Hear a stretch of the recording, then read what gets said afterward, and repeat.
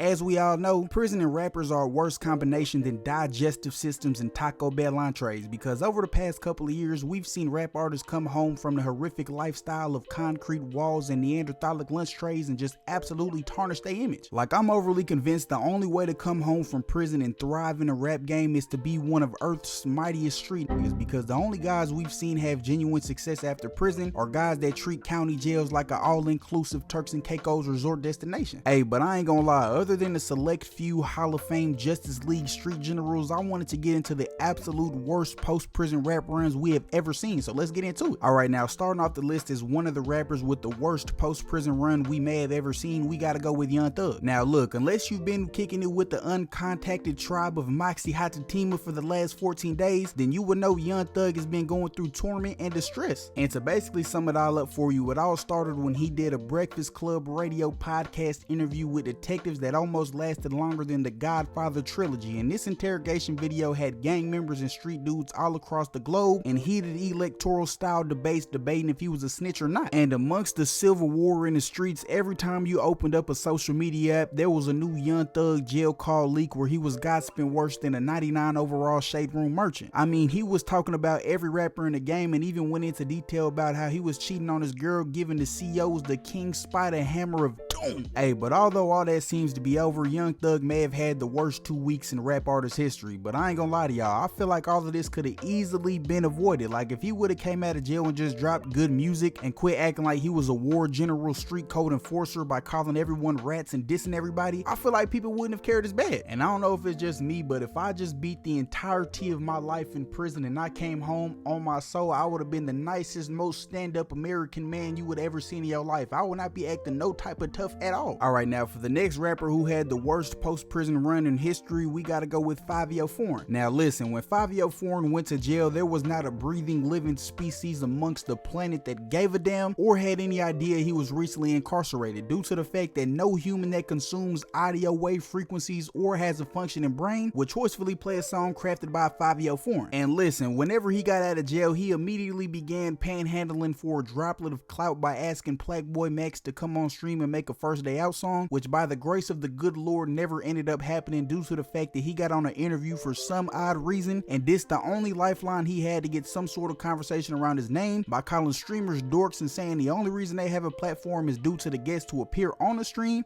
and not the actual streamer themselves. And I don't know if it's just me, but I mean, you couldn't think of a dumber thing to say. Like, that's equivalent to being in the Saharian desert for 72 hours with no source of hydration, and then somebody offers you some water but you turn it down because of the brand. Like, I truly believe we need to have the greatest minds across the globe come together and do a thorough scan on Fivio Foreign's brain cells, because some of the decisions he makes are just dumb. But just when you thought it couldn't get any worse, after Plaqueboy Max responded to Fivio's interview, he had one more Evel Knievel attempt at garnering some form of clout by challenging him to a boxing match on Aiden Ross's boxing card, which obviously Plaqueboy Max declined because this ain't the county jail where you bare knuckle prize fight for commissary. And after all this ended up happening, he disintegrated back into the Doctor Strange shadow realm of irrelevance and has not dropped a singular song, or we have not heard his name one time since this incident, which is why he had to make the list. Alright, now for the last rapper on this list, we have to go with Bobby Shmurda. Now listen, after single-handedly putting his entire crew in prison by dropping a song going into detail about his entire entourage committing crimes, and had the headline that was heard by federal agents globally where he stated that his man Mitch caught a body exactly a week ago, people for some reason thought he was gonna come out of jail and go on a generational run musically, and instead he did the exact opposite of that. Pretty much ever since Bobby Shmurda got back home, he has done absolutely nothing musically. It even got so bad that people began speculating if Bobby Shmurda was put in the Camino cloning chambers by the CIA and released a new variant of Bobby Shmurda, because this wasn't nothing like him. Like, bro, the only time we've heard Bobby Shmurda's name since he's been out of prison was whenever he was doing hip belly isolation dance moves, or after he had his short-lived beef with NBA Youngboy. Other than that, it's been radio silent when it comes to Bobby Shmurda. And I'm not sure why people had crazy expectations whenever he got out of jail musically, as if he was some generational once-in-a-lifetime artist before he was incarcerated. But listen, I'm gonna give my props to bro, because he seems happy and he looks like he's enjoying life, and he's out here hip thrusting and enjoying himself. So you know what, I'm gonna give him props. But listen, with all that being said, that's all I got for today's video. If you're new to the channel, go ahead, like, comment, subscribe. I did a good business. Y'all be easy, y'all be safe. I love y'all to death. I'll catch y'all next one. I'm out, man. Peace.